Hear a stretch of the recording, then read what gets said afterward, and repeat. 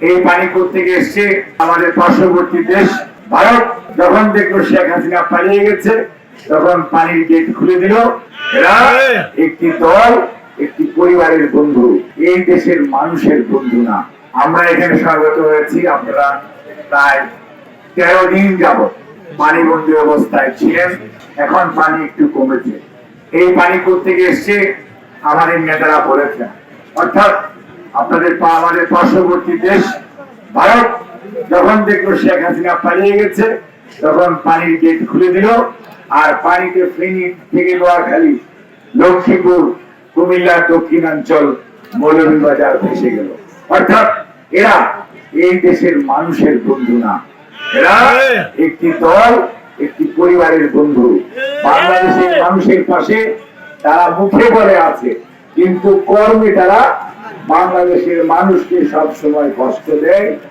আর বাংলাদেশ জাতীয়তাবাদী দল, আপনার দল, শহীদ রাষ্ট্রপতি জিয়াউর রহমানের গড়া দল, সব সময় যে কোনো প্রয়োজনে মানুষ যখন কষ্টে থাকে, তখন যে দলটি পাশে থাকে সেটির নাম জাতীয়তাবাদী দল বিএনপি। যখন ওনারা পালিয়ে গেলেন, শহীদ জিয়া তখন স্বাধীনতার ঘোষণা দিয়ে আপনাদেরকে নিয়ে যুদ্ধ করলেন, রণাঙ্গনে থাকলেন, অর্থাৎ আপনাদের পাশে। ঠিক একইভাবে দেশনেত্রী বেগম খালেদা জিয়া আপনাদের পাশে থেকেছেন, এখান থেকে নির্বাচনও করেছেন।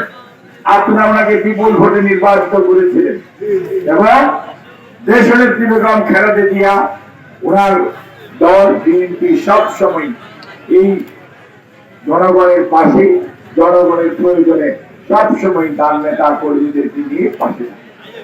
একইভাবে আজকে আমাদের ভারপ্রাপ্ত চেয়ারম্যান জনাব তারেক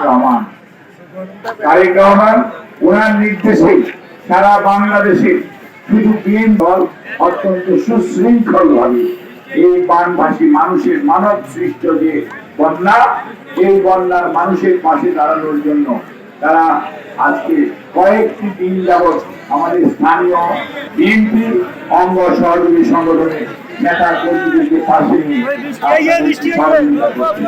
এবং এই সহযোগিতা ইনশাআল্লাহ যতদিন প্রয়োজন ততদিনই বিএনপির পক্ষ থেকে, বিএনপি পরিবারের পক্ষ থেকে আপনাদের পাশে থাকবে।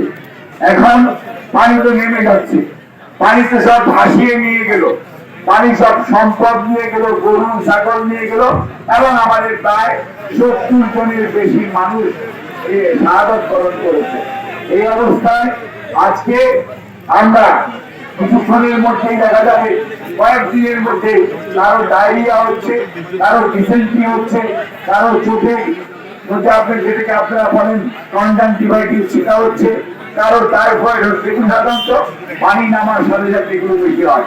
কাজেই পানি পান করার সময় ফুটানো পানি অথবা পানি বিশুদ্ধ করার ট্যাবলেট দিয়ে মিনিমাম 30 মিনিট পরে সেই পানিকে আমাদের গ্রহণ করতে হবে খাবারের জন্য।